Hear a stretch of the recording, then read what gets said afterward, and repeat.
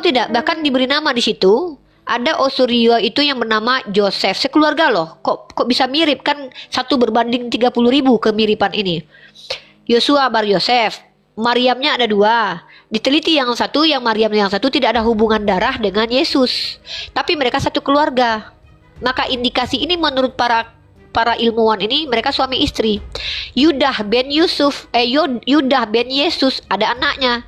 Kemudian ada Matius, ada Yakobus, berpisah Mbak. Tapi ternyata Yakobus setelah dilihat DNA-nya, ternyata itu ada kaitannya. Jadi 16 tahun kemudian BBC membuat film dokumenter, Mbak, melibatkan BBC loh Mbak. Salah satu berita terkenal dunia yang banyak memberikan informasi, dan bahkan BBC ini kalau artikelnya boleh masuk skripsi loh. Tergantung kampus sih.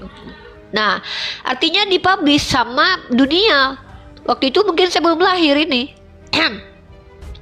Lanjut. Pada saya udah lahir ternyata. Tanggal 11 September 2002, Simca ini penulis buku itu, dan Hazel Seng, editor legendaris Biblical Archaeology Review BAR, memberitahukan pada Simca bahwa di Yerusalem telah ditemukan suatu osirium dengan prasasti bahasa Aramaik, Yakobus. Ternyata betul, ada makam sekeluarga yang namanya persis seperti dalam Bible. Makanya kalau saya katakan Yesus itu anak Yusuf, itu betul karena sudah ditemukan jenazahnya. Jadi pertanyaannya, Yesus yang naik ke surga itu Yesus mana gitu.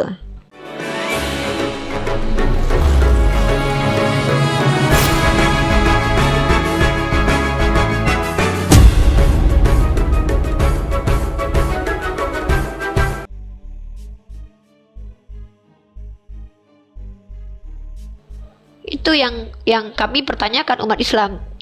Makanya kami selalu bertanya ke orang Kristen, yang kalian sembah tuh yang mana sih? Yang anak Maria atau yang naik ke surga? Ini beda itu. Itu yang di dunia ini itu ditemukan. Ada kan arkeologi nih. Anda lebih kuat mempercayai kitab suci atau arkeologi? Kalau ngomongin tentang Injil, saya percaya.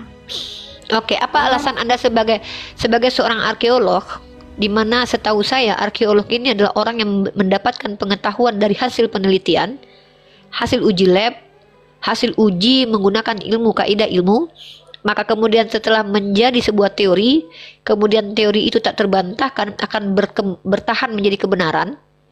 Maka kalau dia menjadi hukum, itu menjadi aksioma. Setahu saya arkeolog begitu.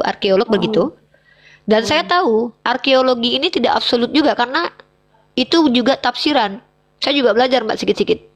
Pertanyaan saya adalah, tetap juga ini kan? Iya, juga human error. Kan? Apa gitu? Bukan human error. Kitab itu yang bikin saya percaya itu karena dia bermuatan Injil sesuai. Oke, saya bantah. Gitu. Yang mana yang sesuai? Sesuai tabut perjanjian yang benar-benar diturunkan. Anda tahu di mana tabut perjanjian? Tahu, sebagai arkeolog Anda tahu sudah menemukan tabut perjanjian. Ini saya kaget nih. Kalau Anda bicara sebagai arkeolog bahwa Injil sesuai dengan tabut perjanjian, harusnya Anda sudah pernah membaca inskripsi tersebut. Di mana tabut perjanjian, Mbak Yu? Saya pengen cari nih. Coba. Memang bukan bagian saya untuk spesifik ke wah, berarti Mbak mengecewakan saya nih. Mbak sudah membuat sebuah diksi yang membuat saya terbodoh-bodohi nih. Diksinya apa? Coba Mbak telah. Maaf, saya tersinggung nih ya. Sebagai mahasiswa saya tersinggung. Dengan baca tadi, saya enggak, bentar, saya. Enggak, jangan lari dulu. Saya tadi Anda bilang ke saya bahwa Injil, saya ulangin ya, Injil sesuai dengan tabut. Artinya Anda berhak bilang bahwa Injil sesuai dengan tabut. Anda berhak mengatakan itu kalau Anda pernah mencocokkan antara Injil dengan tabut. Artinya Anda adalah orang yang pernah melihat tabut Tuhan. Itu sekarang konsekuensinya. Kayak gini. Enggak, luruskan dulu Mbak perkataan tadi Mbak, biar nggak ada yang disesatkan. Anda arkeolog loh Mbak. Seorang arkeolog itu bicara pakai metode ilmiah, jangan sembarangan. Saya jelaskan. Nanti karena saya harus buka laptop juga kan. Ini. Sekarang gini. Yang pakai kitab Injil berapa banyak agama? Injil itu apa? Di mana tertulis kitab Injil, Mbak? Oke. Katolik itu nggak pakai Injil, Mbak. Katolik itu pakai Bibles. Tahu nggak Anda Bibles itu? Kumpulan-kumpulan buku yang dikanonisasi oleh entah siapa, dipercaya Iya. sebagai firman Tuhan. Injil adalah bahasa musta'ribah yang terdapat dalam Al-Quran. Dalam bahasa Yunani, Evangelion, Mbak. Evangelion itu kabar baik. Kitab Anda itu bukan Evangelion saja, ada kabar buruknya juga di situ. Contoh tentang pemusnahan nanti Yesus datang kedua kali, itu kabar baik emang. Nggak bisa dikatakan seluruh kitab Anda itu kabar baik. Kenapa? Ada kabar buruk juga di dalam, kedatangan Yesus yang akan menghancurkan. Jadi secara esensi kitab Anda itu lebih tepatnya disebut Biblos, kumpulan-kumpulan buku yang dikanon oleh entah siapa, yang diakui sebagai firman Tuhan. Kalau Anda bertanya, yang pegang Biblos sebagai kitab suci siapa? Seluruh orang Kristen. Masalahnya, kalau memang kalian berpegang teguh kepada kitab itu sebagai panduan berkeyakinan yang benar, kenapa ada ortodok ala oriental, ortodok ala barat, Katolik, ada Anglikan, Protestan, Marcion, Oneness, Sabelian? Sama kayak Apa gunanya Muslim tuh. kitab kalian kalau pada akhirnya kitab kalian itu menjadi kalian berpecah belah tentang siapa Yesus, padahal kitabnya sama. Al-Quran Lagi ada pula satu, Katolik. kan? Al-Quran satu. Islamnya ada berapa? Islam cuma satu. Emang ada Islam apa? Ada Muhammadiyah, ada Sejak Ahmadiyah, kapan ada Muhammadiyah itu LDII, agama? ada sama tuh Mbak. Mana sama, beda lah Mbak. Aduh, Loh. Mbak, kalau Mbak pernah belajar kalau tentang Islam ilmu enggak? dipecah-pecah, kan Dari ada tadi banyak Anda nih. bicara, saya biarkan karena Anda ngaku arkeolog. Tapi apakah betul arkeolog seperti ini bicara dari tadi tidak menggunakan metode ilmiah? Tadi statement Anda belum Anda luruskan, itu pembodohan loh. Mengatakan bahwa Injil sesuai dengan tabut Tuhan itu pembodohan dan kabar hoax yang paling berat yang kita ajarkan di Komal ini loh.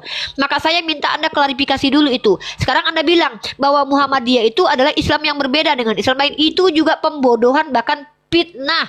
Saya orang yang dekat dengan pihak Muhammadiyah dan NU loh. Tidak ada Islamnya NU dengan Islamnya Muhammadiyah, beda. Tuhannya sama, nabinya sama, Al-Qur'annya sama. Perbedaan antara denominasi di Kristenan dengan perbedaan antara furu di dalam Islam, baina sama wa sumur, seperti langit dan sumur. Kalau perbedaan di Kristen berbeda tentang siapa Yesus. Apakah dia Bapa atau dia anak aja atau dia anak apa atau beda. Apakah dia ciptaan, apakah dia tidak diciptakan, beda. Di Islam yang membedakan kami adalah apa-apa yang menjadi sunnah. Kalau orang NU mereka baca kunut. Mau baca kunut nggak baca kunut tetap sah sholat subuhnya asal sholat. Orang Muhammadiyah nggak baca kunut. Mau baca kunut nggak baca kunut tetap yang paling penting sholat subuhnya. Ini terkait tentang Tuhan aja beda, jumlah kitab aja beda. Katolik 73, Ortodok 70 sekian lebih. Protestan 66.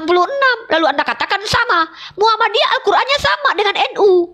Sesesat-sesatnya Syiah, bahkan nggak ada Syiah mengatakan Tuhan itu Trinitas, Portitas, Moanitas, Hermestas, nggak ada. Sesesat-sesatnya Syiah tidak ada yang mengatakan Nabi Muhammad itu setara dengan Allah. Sesesat-sesatnya Qadariyah, Jabariyah, Mu'tazilah, nggak ada yang berbeda pendapat tentang siapa Allah, siapa Nabi, bagaimana Al-Quran. Beda berarti sisterku sayang. Tapi di Kristen, perkara Yesus, siapa Yesus beda. Perkara jumlah kitab suci beda. Perkara cara selamat beda. Hal-hal krusialnya udah beda. Gimana gitu? Gerejanya pun beda. Emang kami beda? Oh, kalau Anda bicara LDII, ya. Coba saya tanya, apa kalau LDII nggak mau kami masuk ke dalam masjid mereka? Berarti mereka bukan Islam, karena Islam itu dalam literasi, dalam surah Al-Baqarah. Itu ciri-ciri orang fasik adalah yang memutus silaturahim. Kami umat Islam, apapun masjidnya boleh dimasuki Islam apapun. Gak ada cerita masjid orang ini. Kalau ada yang mengatakan ini masjid, berarti dia yang mengelompokkan dirinya, dia yang keluar dari Islam. Karena tidak ada aturannya dalam Islam begitu. Bahkan kami dilarang membeda-bedakan diri. Mengelompokkan diri kami tidak boleh. Kalau ada yang mengelompokkan, kami minta dasarnya apa? Tanya sama mereka walaupun mereka sesat. Tuhan kalian siapa? Allah. Nggak beda. Mereka aja yang nggak mau sama kami misalnya satu masjid. Nggak ada kaitannya sama Bible. Kalau kalian Tritunggal ada dalilnya. Oneness ada dalilnya. Marcion ada dalilnya. Ada dalilnya. Kenapa orang Tritunggal itu mengatakan Tuhan ini? Oh, ada dalilnya apa? Baptislah dalam nama Bapa Putra. Ada dalilnya. Kenapa ada Mikana sebagai Oneness? Karena aku dan Bapa satu, ada dalilnya. Kenapa Marcion mengatakan Yahweh adalah iblis? Karena memang kelakuannya bejat. menurut orang Marsion. Jadi kalau Anda bicara tentang sesuatu yang Anda tidak paham, jangan buat statement, bertanya saja ke saya. Contoh saya tanya sama Anda nih, bagaimana pendapat Anda tentang bukti-bukti otentik arkeolog bahwa ada keluarga Yesua ben Yosef yang bandingnya itu tidak mungkin adalah orang lain karena berbanding satu dibanding 30.000 kejadian di mana ada satu orang yang bernama sama sekeluarga. Nggak mungkin orang yang berbeda. Bagaimana pendapat Anda sebagai arkeolog? Mana makam Yesus yang asli menurut Anda sebagai arkeolog? Kalau tidak mampu ke sana, ya udah kita bahas yang lain aja. Gitu loh. Makam Yesus memang udah ditemukan sesuai Yang mana? Yang mana? Yang mana? Nih ada 3 nih. Talpiot. Yang mana? Makam Yesus ada 3, Mbak. Golden Tomb ya. Yang mana? Katolik mempercayai bukan di Golgota. Protestan banyak percaya di Golgota. Yang mana nih, Mbak? Yang di Golgota. Mbak arkeolog loh. Kan Mbak arkeolog. Di mana? Yang di Golgota lah. Yang di Golgota. Nah ini dia yang lebih dulu diakui sebagai makam Yesus bukan Golgota, tapi yang ditemukan sama istri Konstantin. Nah nggak tahu nih Mbak, nih arkeolog Mbak loh. Loh, yang di Golgota loh Mbak, yang asli. Loh, Sesuai nah ini, aduh kok sesuai Alkitab. Makanya Mbak, kalau sudah tentang agama ini Mbak, saya ini mungkin lebih ahli dari Mbak, walaupun Mbak arkeolog. Gereja Holy Sepulchre Mbak baca tuh di situ literasinya. Di mana itu terletak itu? Di kota tua Yerusalem Mbak. Ini yang secara tradisi yang pertama kali dipercayai bahkan oleh gereja Katolik. Mbak gimana sih Mbak, arkeologi loh, arkeolog Mbak loh.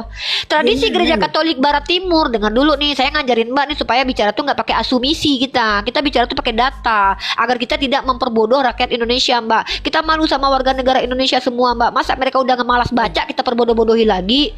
Udah tahu mereka malas baca.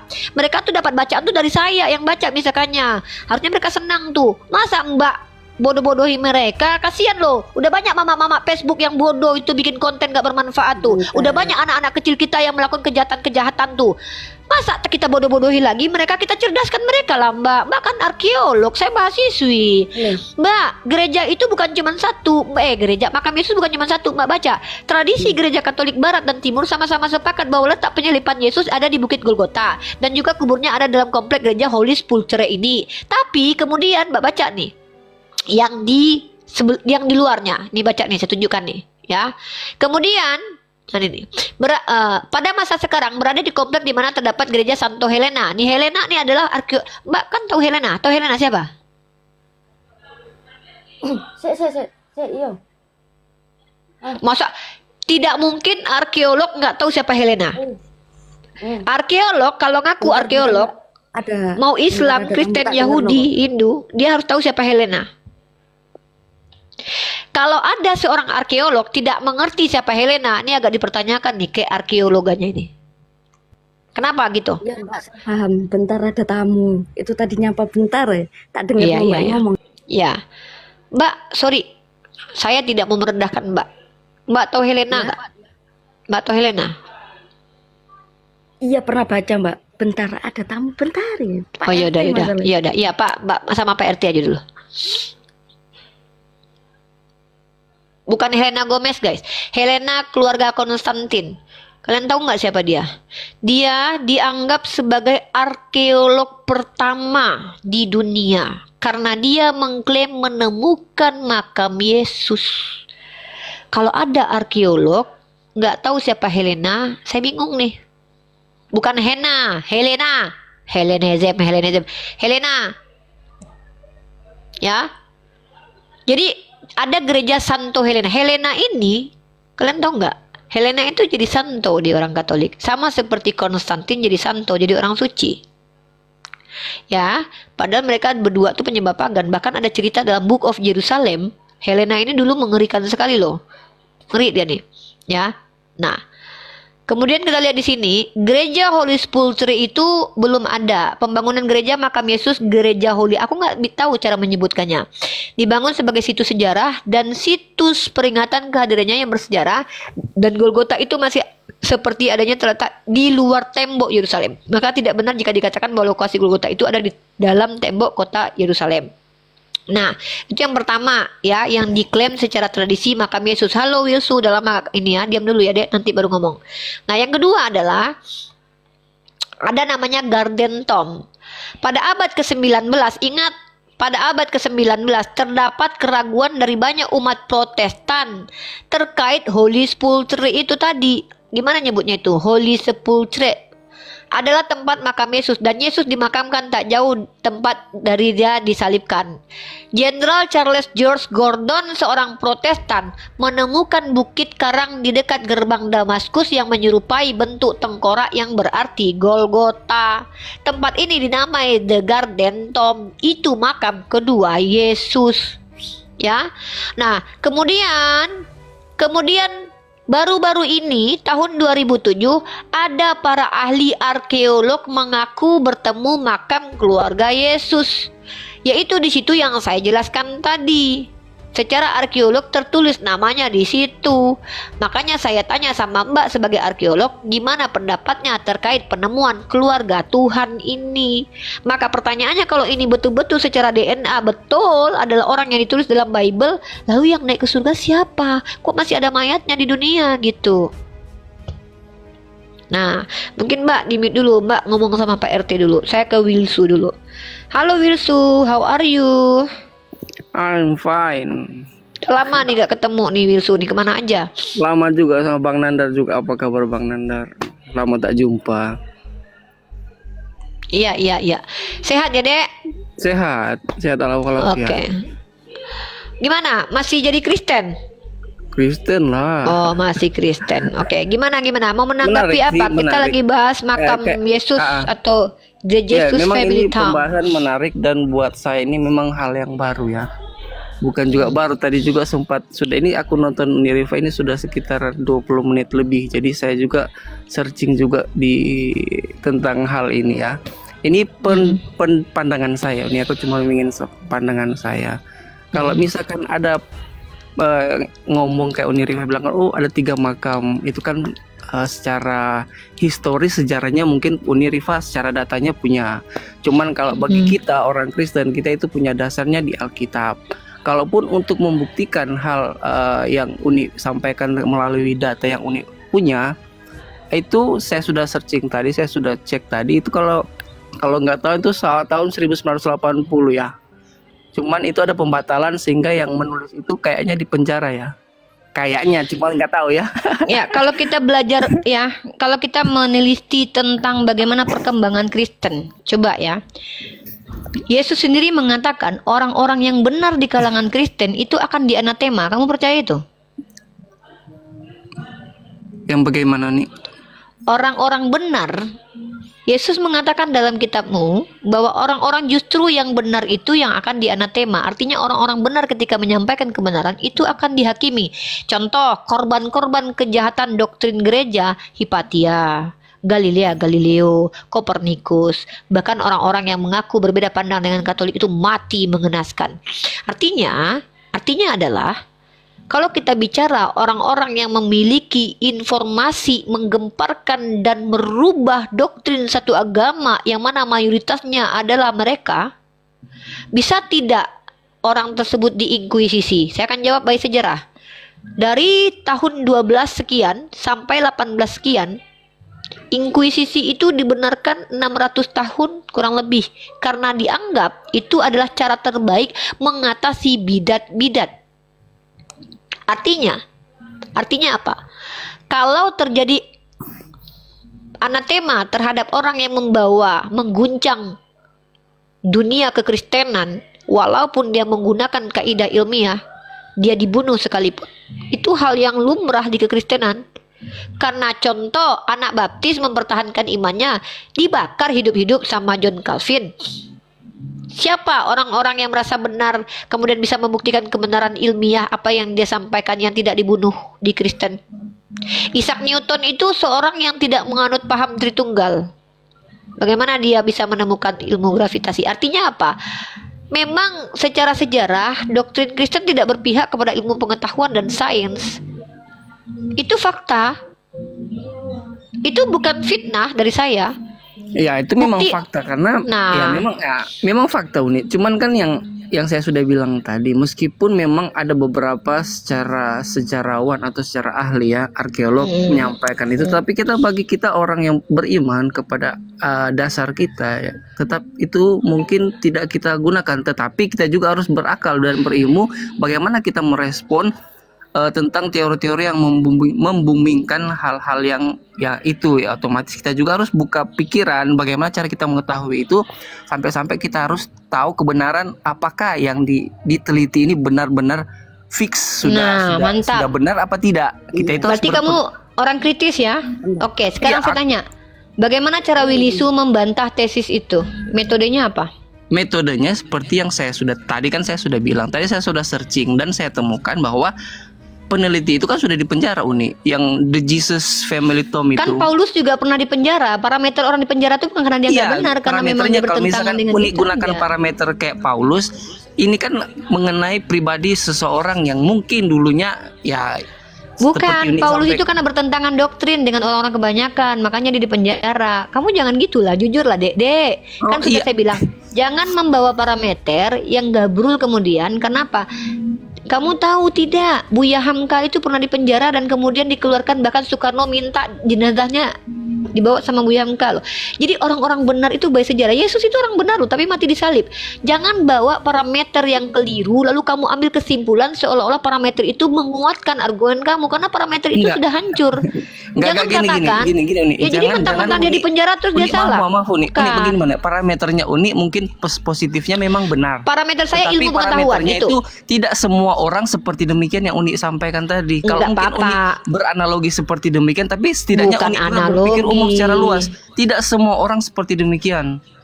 Kita bicara tentang gini deh. Kalau kamu bicara tentang bentar dulu, diam dulu. Kalau kamu bilang gini, kan orang yang bikin buku itu sudah dipenjara. Terus ya berarti salah dong dia. Kalau cara berpikir seperti itu, maka sepakatilah. Gitu. Ya apa kesalahannya? Bentar, kan tadi ditanya kenapa kok saya bilang Mbak kan arkeolog nih, kesalahannya secara arkeolog. Jangan bawa doktrin. Kalau Mbak arkeolog jangan bawa doktrin, biar Willy yang bawa doktrin dengan saya hadapi dengan doktrin satu-satu. Katanya saya makanya jangan dicampur, Mbak. Loh, bukan itu tema kita, Mbak. Mbak arkeolog loh, Mbak. Bukan itu yang kita bahas. Saya lagi membahas parameter menentukan bagaimana metode yang benar dalam menelaah benar salah itu, Mbak. Bukan mana yang Golgota itu, bukan udah lewat dari tadi, Mbak. Bukan itu. Makanya opini, dengerin dulu saya sekarang kan banyaknya opini tuh. Opini itu adalah pendapat. Tapi hasil penelitian itu itu ilmu, Mbak. Masuk kategori ilmu. Jadi ada pertimbangan risetnya sejauh mana.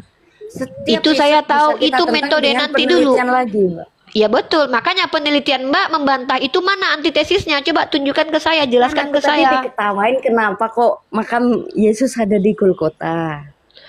Aduh ya Allah.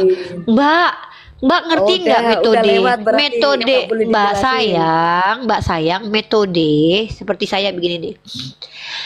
Saya membantah tuduhan terhadap Nabi Muhammad itu pedofil. Metode yang saya gunakan apa? Menggunakan pendekatan ilmu antropologi. Nah, ini metode ya, Mbak. Bisa kamu jelaskan, Rifa? Bisa. Secara antropologi tidak disepakati parameter moralitas itu dari zaman Adam harus sama sampai sekarang. Itu antropologi ajarkan. Antropologi, kata antropos dengan logos, ilmu tentang manusia. Secara sosial tidak bisa mengatakan moralitas 2000 tahun lalu disamakan dengan moralitas sekarang. Ini saya bicara pakai metode. Mbak membantah penelitian para arkeolog yang Mbak sudah tahu lembaganya lembaga besar yang terkenal, bahkan disupport oleh pemerintah atau apa ini, lembaga-lembaga besar.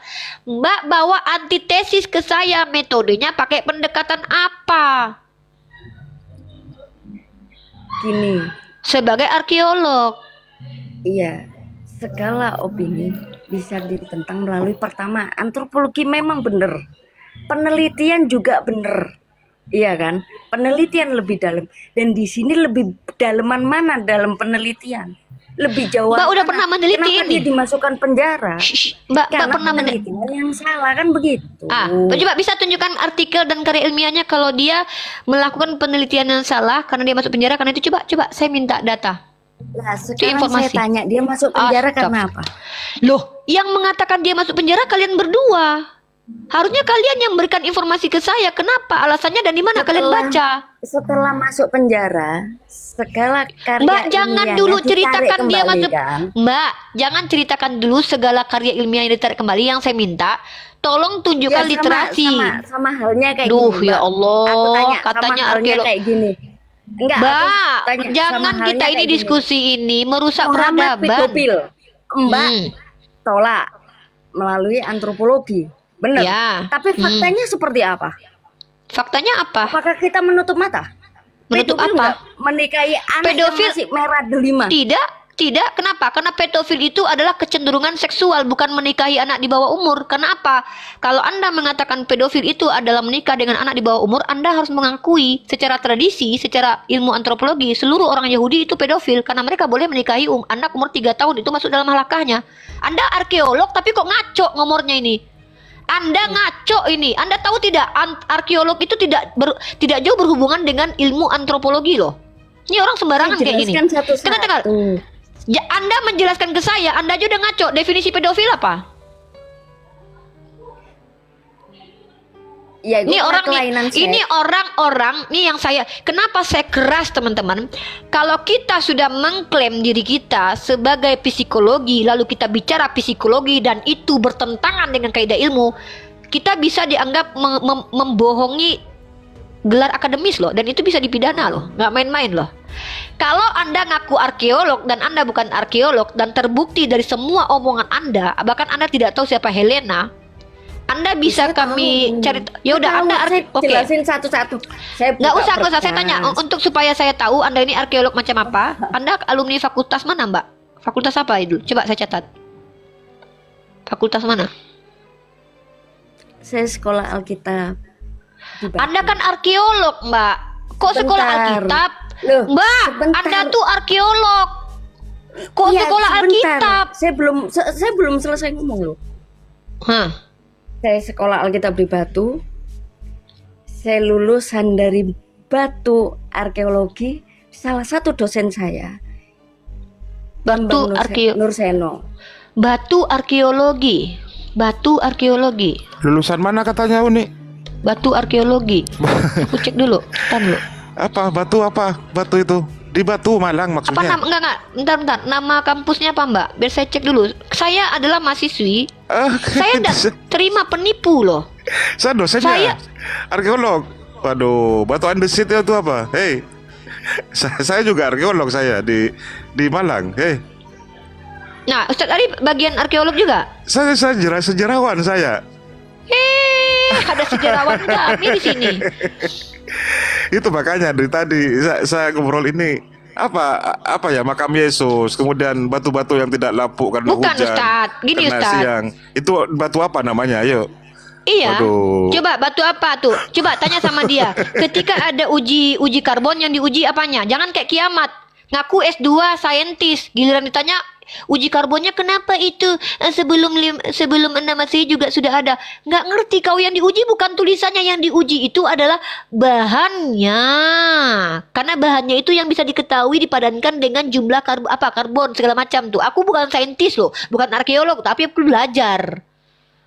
Saya arkeolog, saya dari daerah lain ke daerah satu. Saya sudah di Bali, ada desa kuno di sana, ada desa adat di situ. Kemudian di daerah Jawa Tengah ada Candi Suku, ada Candi Prambanan, ada Candi Sewu di situ. Metodenya Ustadz, metodenya dari tadi dia membantah karya ilmiah dari lembaga arkeologi yang cukup terkenal hanya karena penelitinya masuk penjara. Ya kan? Kalau kita bicara kebenaran, kita nggak bisa bicara dari persekusian. Kenapa? Karena itu pun dialami oleh tokoh-tokoh zaman dahulu. Hipatia itu dibunuh itu. Ya, Galileo itu diinkuisisi. Apakah dia salah? Ternyata kemudian pemikirannya diambil oleh orang-orang seperti Isaac Newton. Tiba-tiba dia ngaku arkeolog. tapi sekolahnya sekolah Alkitab. Saya itu kan masuk pakai istilah daerah Batu katanya, kirain daerah Malang gitu kan. Kalau Batu kan di Malang gitu. Kebetulan saya di Malang. Ada arkeolog di situ, ada Profesor Haryono, Pak Kasimanuddin Ismail, kemudian Bang Mas Dwi Cahyono M Home di situ. Arkeolog semua di situ, Pak Belasio Suprapto. Itu kayaknya mahasiswinya Edis itu, Ustadz. Nah, kita bicara tentang ini, Ustadz. Jadi gini, Ustadz ya. Jadi makam Yesus ini, Ustadz, diteliti. Ya, diteliti sama beberapa ahli, ya kan? Melibatkan ahli. Nah, sebenarnya memang ini akan menjadi polemik besar dan bahkan bisa jadi dihentikan penelitiannya. Kenapa begitu? Karena ketika ini berbahaya buat agama terbesar di dunia ini. Jadi kalau misalnya di penjara dihentikan, itu bukan berarti mereka salah. Kenapa? Kalau gitu Paulus juga salah lah menurut kalian harusnya, karena dia di penjara. Jadi saya minta antitesisnya tadi, Ustadz. Metode apa? Contoh, saya bantah Nabi Muhammad pedofil, ya kan? Saya bantah Nabi Muhammad pedofil. Pakai ilmu apa? Pakai ilmu antropologi. Dia bilang faktanya apa katanya? Saya bawa metode pakai ilmu antropologi loh. Terus dia bilang, apa kata dia barusan? Dia ngomong, faktanya apa? Berarti kan sebenarnya orang ini ngaku arkeolog tapi nggak ada ilmu, bahkan memaksakan Nabi Muhammad itu pedo. Kalau begitu seluruh orang Yahudi pedo lah. Anehnya ngaku arkeolog tapi dosennya katanya Bambang Nurseno. Di mana Bambang Nurseno arkeolog? Loh, Bambang Nurseno itu